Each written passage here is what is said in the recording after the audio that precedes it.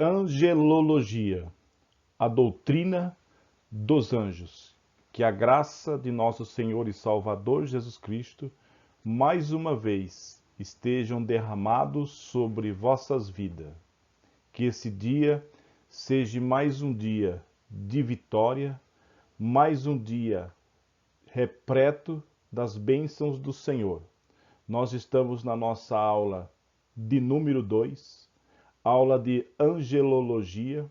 Se você não assistiu a primeira aula, eu te convido a assistir a primeira aula, pois foi muita edificação, foi de muita valia.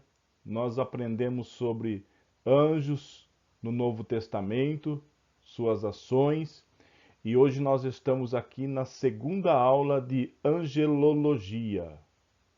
Eu te convido você a ficar até o final da aula. Se você ainda não é inscrito, se inscreva no nosso canal, que assim estará nos ajudando e o Senhor nosso Deus com certeza continuará te abençoando. Hoje a aula de número 2 para a nossa edificação. Lembrando que esta aula é continuação da aula 1 e nós teremos aqui no nosso canal também a terceira aula. Então, é bom que você assista desde a primeira para que você entenda o que nós estamos ensinando. Nas intervenções angélicas, é sempre um único anjo que aparece, o qual é chamado de um anjo do Senhor. Atos, capítulo 5, versículo 19. Vamos ver o que está escrito em Atos, capítulo 5, versículo 19. Atos, capítulo 5, versículo 19.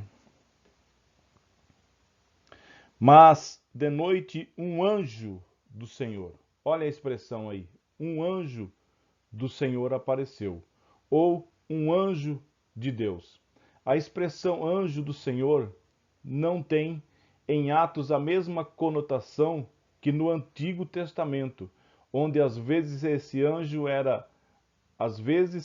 anjo é identificado como próprio Deus. Então o que nós precisamos entender como anjo do Senhor, que no Antigo Testamento, quando a gente lê esta expressão, um anjo do Senhor, está se referindo ao próprio Deus. No Novo Testamento, não. No Novo Testamento está falando de um anjo mesmo. Em Atos, a expressão sempre designa um mensageiro angelical. Os anjos aparecem em Atos com a mesma função principal que no Antigo Testamento e nos Evangelhos, ou seja, trazer uma mensagem oficial da parte de Deus. A função dos anjos no Novo Testamento é a mesma do Antigo Testamento, trazer uma mensagem oficialmente do próprio Deus para as pessoas. Então esta é as intervenções angélicas. Precisamos discernir que no Antigo Testamento, quando dizia um anjo do Senhor, estava falando do próprio Deus. No Novo Testamento, não.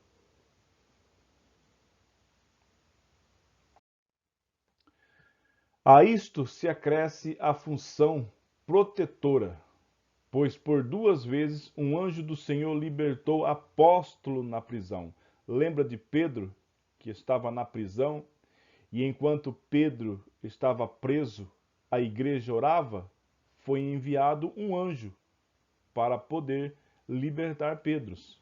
Uma outra missão de um anjo foi punir o rei Herodes. Atos capítulo 12, versículo 3. No capítulo 5, ele vem libertar Pedro. No capítulo 12, ele vem punir um rei. Missão esta já mencionada no Antigo Testamento. Êxodo 12, 13, 2 Samuel 24, versículo 17. A atividade dos anjos em Atos, além de bastante discreta, é voltada quase que exclusivamente para o progresso do Evangelho. Um ponto de grande relevância para nós hoje é que ela se concentra em torno dos apóstolos. Atos 5 e 19, como que nós lemos que um anjo apareceu para abrir a prisão. Um dos seus associados com Filipe. A única exceção foi a aparição a Cornélio, em Atos, capítulo 10, versículo 3. Então, a maioria das atividades, dos aparecimentos dos anjos no Novo, em Atos dos Apóstolos, é para a proclamação do Evangelho, com exceção desta vez que ele apareceu a Cornélio. Todos nós conhecemos essa história em Atos.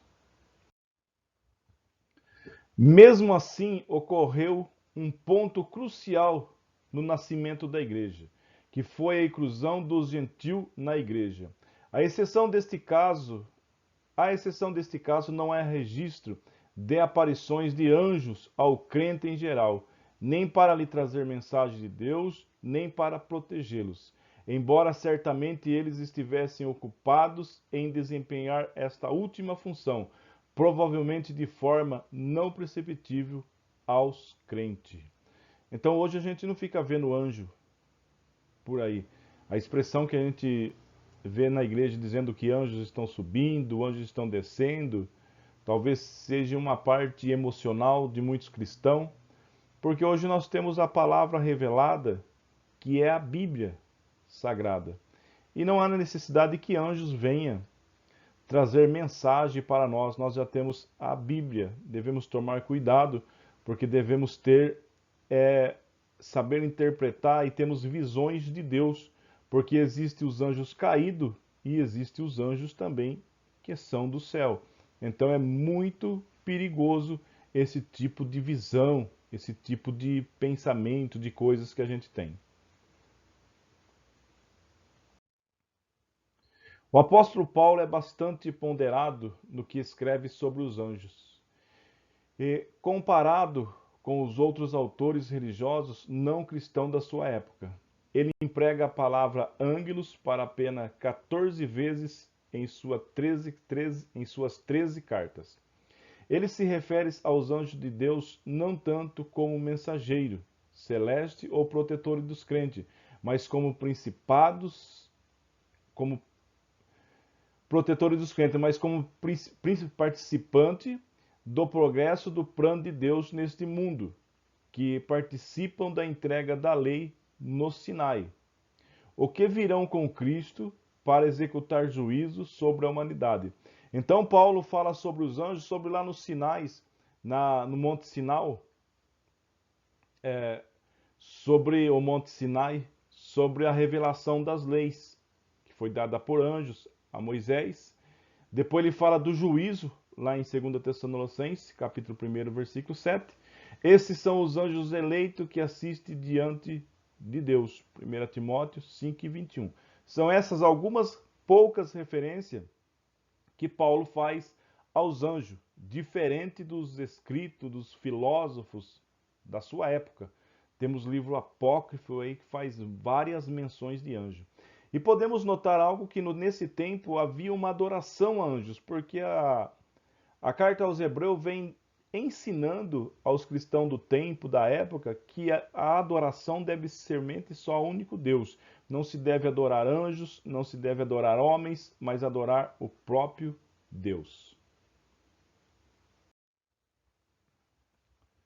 Uma possível explicação para a atitude reservada de Paulo é que para ele o Senhor Jesus é a manifestação suprema de Deus, que suplanta todas as demais, diante das quais as manifestações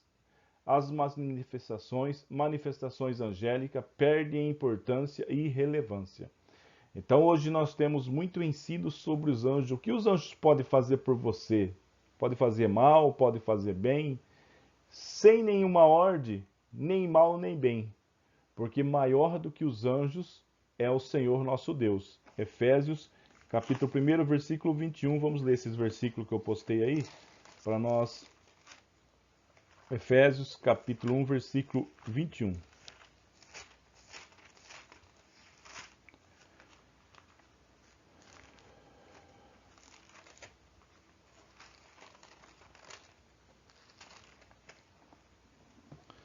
Acima de todo o principado e poder e potestade e domínio e de todo nome que se nomeia, não há só nesse século, mas também no vindouro.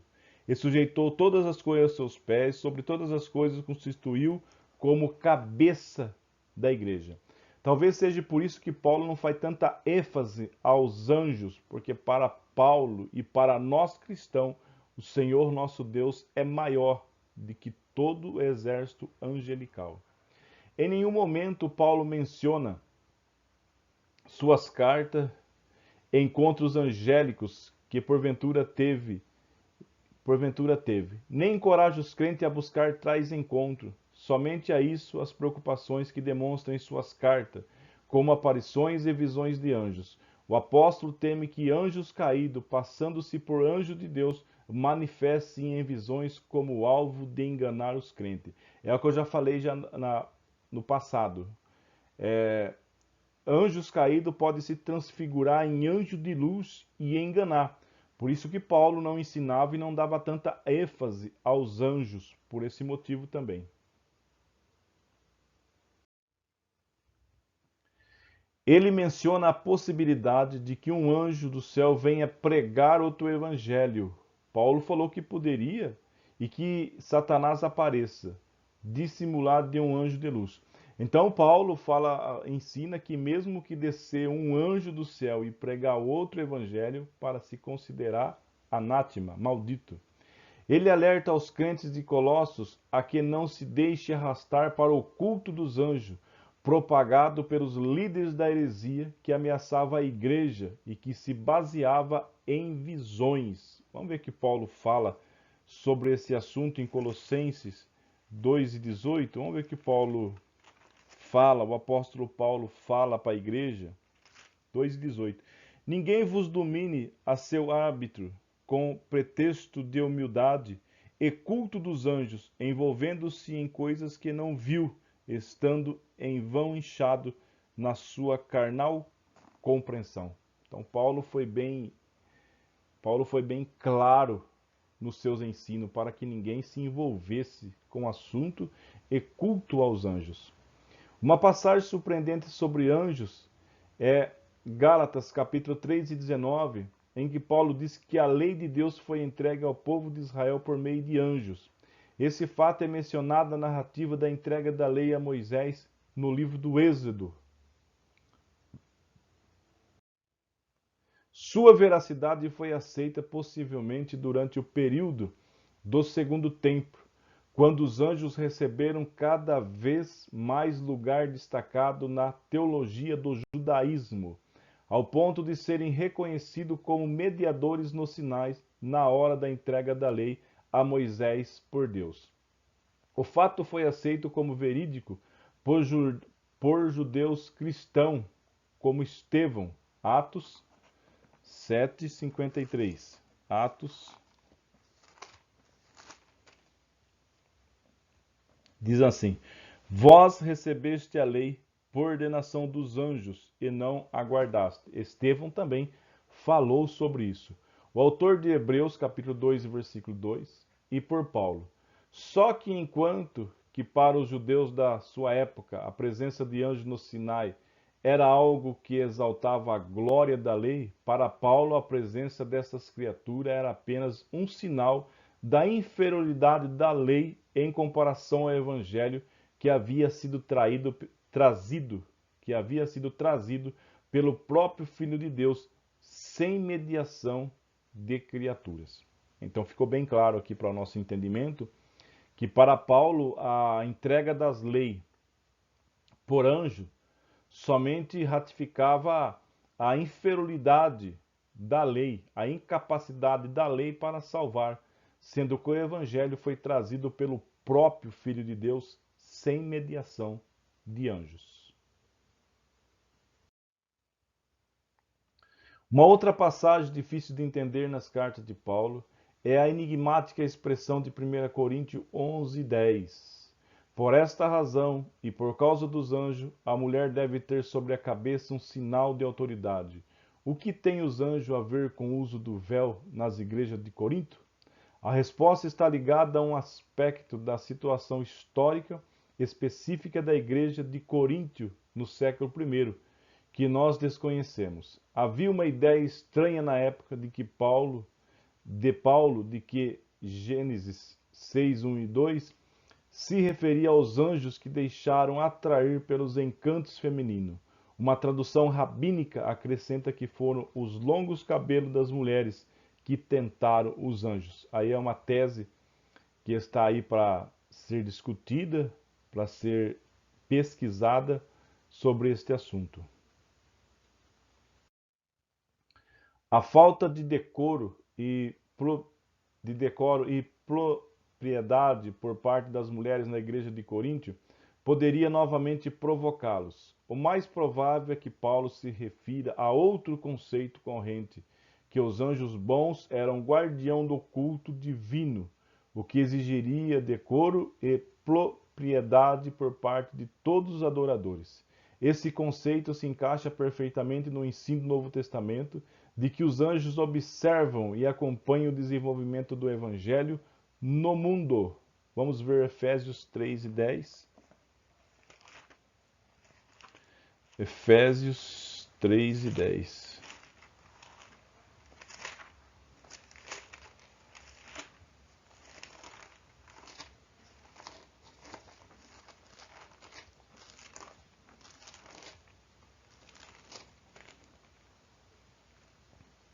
Para que agora, pela Igreja, a multiforme sabedoria de Deus seja conhecida dos principados e potestades no céu. Então, alguns ensinos, alguns versículos da Bíblia, nós entendemos que os anjos observam e acompanham o desenvolvimento do Evangelho. Em 1 Pedro, capítulo 1, versículo 12, depois vocês leem, falam bem claro sobre este assunto. Não há menção de anjos em Tiago e nem nas 3 cartas de João. Pedro menciona apenas que os anjos anelam compreender os mistérios do Evangelho. 1 Pedro 1 e 12. Tem muitas pessoas que ensinam que os anjos eles desejaram pregar o Evangelho, mas não foi dado a eles. Não, lá quer dizer que eles estão assistindo, observando tudo e que estão subordinados a Cristo. Em Judas encontramos mais uma referência enigmática aos anjos desta feita em relação ao confronto do arcanjo Miguel com Satanás em disputa pelo corpo de Moisés, Judas 9.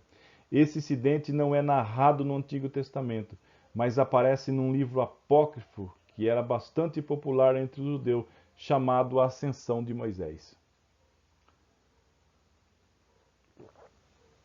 Deixa eu aproveitar a oportunidade e falar um pouquinho sobre esse assunto, sobre os livros apócrifos. Tem gente que condena tanto os livros apócrifos, mas não sabe que tem muita citação nas escrituras que vieram do apócrifo. Essa citação aqui mesmo do corpo, dessa luta do arcanjo Miguel com Moisés, para disputar o corpo de Moisés, não está registrado no Antigo Testamento. Aquela profecia de Enoque também, vindo o versículo 14 de Judas, que o Senhor virá rodeado de anjos, é uma profecia de Enoque, mas que também não está na Bíblia, no Antigo Testamento. Da onde que eles tiraram isso? Exatamente do livro apócrifo.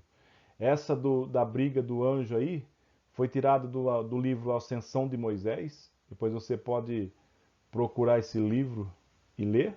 E do livro de Enoque também, sobre a profecia dele. Então foram tirados de livros apócrifos. Nesse livro, o autor narra que após a morte de Moisés, sozinho no monte de Deus, encarregou o arcanjo Miguel de dar-lhe a sepultura. O diabo veio disputar o corpo, alegando que Moisés era um assassino, havia matado o egípcio e que, portanto, seu corpo lhe pertencia.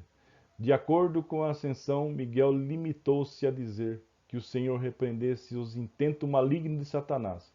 Embora narrado num livro apócrifo, o incidente deve ter ocorrido, e Deus permitiu que, através de Judas, viesse a alcançar lugar no cânon do Novo Testamento. A carta aos Hebreus menciona os anjos nada menos que 13 vezes. 11 das quais nos dois primeiros capítulos, onde o autor procura estabelecer a superioridade de Cristo sobre os anjos. Aí eu mencionei vários versículos para você depois estudar e ler. A razão para esta abordagem foi possivelmente a exaltação dos anjos por parte de muitos judeus do século I.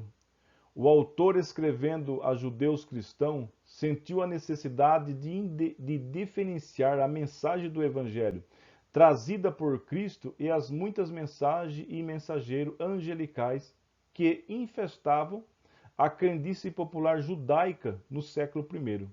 E no livro de Apocalipse, que tem uma maior concentração no Novo Testamento do ensino sobre anjos. Então, é como eu disse já antes, o escritor aos Hebreus, quando a gente lê primeiro, segundo, terceiro capítulo, a gente vai ver ali o escritor trazendo uma superioridade a Cristo e trazendo uma adoração somente a Cristo. Possivelmente já havia cultos de adoração aos anjos. Hoje nós também temos. Já ouvi pessoas dizer que quando eu não vou na igreja, fica um anjo sentado no meu lugar. Gente, isso não existe. Isso não existe. Isso é coisa da cabeça de pessoas. Pessoas dizerem que quando você não vai no culto, o anjo ocupa o nosso lugar aqui, que um anjo vai ficar fazendo sentado numa cadeira. Isso não existe. São pessoas que ainda cultuam e adoram anjos. É o livro do Novo Testamento que mais emprega a palavra ângelos, 67 vezes, é o livro de Apocalipse. Aqui os anjos aparecem como agentes celestes que executam os propósitos de Deus no mundo, como proteger os servos de Deus, Apocalipse 7, de 1 a 3, e administrar os juízos divinos sobre a humanidade incrédula e impenitente. No livro de Apocalipse é o livro que mais parece a palavra anjo ou ângelo, 67 vezes. Todas as vezes que nós lemos Apocalipse, nós vemos incansavelmente o primeiro anjo, o segundo anjo, o terceiro anjo. É anjo no livro de Apocalipse.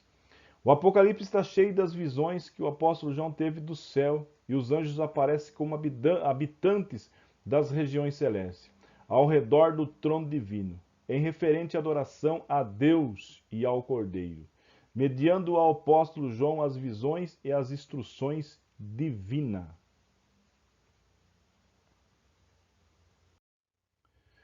Uma questão que tem atraído o interesse dos intérpretes é o sentido da palavra anjo em Apocalipse 1 e 20, os anjos das sete igrejas, lá das sete igrejas da Ásia Menor. Alguns acham que João se refere aos pastores das igrejas, às quais endereça suas cartas, já que em Malaquias os líderes religiosos são chamados de anjos. Ou então os mensageiros ângelos das igrejas que haveriam de levar as cartas às suas comunidades. O problema com essas interpretações é que as palavras ângelo em Apocalipse nunca é usada para seres humanos, mas consistentemente para anjos. É outro cuidado que nós devemos tomar nessa interpretação de Apocalipse. Muitos acham que o pastor da igreja é considerado um anjo, porque lá em Malaquias eles eram, a palavra lá, ângelos, se refere a ministros, a pessoas. Em Apocalipse, ela nenhum momento ela é trazida para o lado humano, mas sempre para anjos. Então pense nessa interpretação aí. Por esse motivo, outros como Orígenes, no século II, acham que João se refere a anjos reais, já que este é o uso regular que ele faz da palavra no livro. Esses anjos seriam os anjos de guarda de cada igreja a quem João manda uma carta. A dificuldade óbvia com esta interpretação é que as advertências e repreensão das cartas seriam dirigidas a anjo e não aos membros da igreja. Além do mais, fica claro pelo fim de cada carta que elas foram endereçadas aos membros da igreja, não temos dúvida. É só lermos lá. Assim, outros estudiosos têm sugerido que anjos representam o estado real de cada igreja, o espírito da comunidade. Essa ideia que nos deixa de ser curiosa e estranha tem sido adotada por alguns que defendem que a igreja tem suas próprias entidades espiritual maligna que se alimentam dos pecados não tratados das mesmas. Fica difícil tomar uma decisão, mas já que é evidente que os anjos e as igrejas são uma mesma coisa nesta passagem, a interpretação que talvez traga menos dificuldade é que anjo se refere aos pastores da igreja. Para se tornar mais entendimento, mais simples, interpretarmos que os anjos significam sim os pastores da igreja.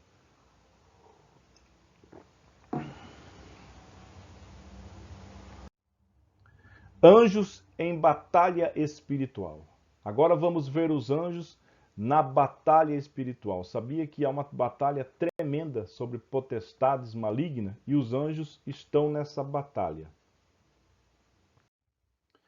Uma outra passagem em Apocalipse que merece destaque é a que descreve uma batalha no céu entre Miguel e seus anjos contra o dragão e seus anjos, onde Satanás é derrotado e lançado à terra. Apocalipse capítulo 12 está mencionado. A que evento histórico esta guerra celestial corresponde tem símbolo bastante discutido. Para alguns se refere-se à queda de Satanás no princípio, quando se revoltou contra Deus e foi expulso do céu. Há um grande debate, alguns estudiosos, teólogos, acham que se refere à caída de Lúcifer lá no início. Para outros, a vitória final de Cristo, ainda por ocorrer no fim dos tempos. O contexto, entretanto, parece favorecer outra interpretação, ou seja, que essa derrota de Satanás nas regiões celestiais corresponde à vitória de Cristo ao morrer e ressuscitar, já que ela aconteceu por causa do sangue do Cordeiro. Então nós temos três interpretações aí para você fazer. Uma é que esse texto corresponde à queda de Lúcifer, lá no final, no início de Gênesis. A outra interpretação é a vitória de Cristo no juízo. E a outra interpretação é que se refere à morte de cruz e à ressurreição de Jesus Cristo, já que fala no contexto do sangue do Cordeiro. Aí fica aí para você ler o texto, pesquisar o texto e meditar no texto e tirar suas conclusões. A semelhança do Antigo Testamento, o Novo é igualmente reservado em narrar estas pelejas celestiais e limita-se a registrar dois confrontos do arcanjo Miguel com Satanás, Judas 9 e Apocalipse 12. É os dois confrontos que nós temos do arcanjo Miguel contra Satanás. Anjos, nós sabemos que tem classe, anjos, arcanjos, querubim e serafim. Qualquer dia nós vamos fazer uma aula aqui falando sobre arcanjo, sobre serafim, que é classe. Então Miguel não é um anjo, é um arcanjo. Não temos condições de saber quais as razões para esses embates entre anjos e nem quão frequentemente eles ocorrem no misterioso mundo celestial. Digno de nota é o fato que Miguel, que no Antigo Testamento aparece como guardião de Israel, surge aqui em Apocalipse 12:9 como defensor da igreja, liderando as hostes angelicais contra Satanás e seus demônios, que procuram destruir a obra de Deus. Sua área de ação não é mais o território de Israel, mas o mundo onde quer que a igreja esteja. Então, os anjos no Antigo Testamento estavam em favor de Israel. No Novo, eles são defensores da igreja. Deus pode sim enviar anjos para defender o seu povo, se necessário for.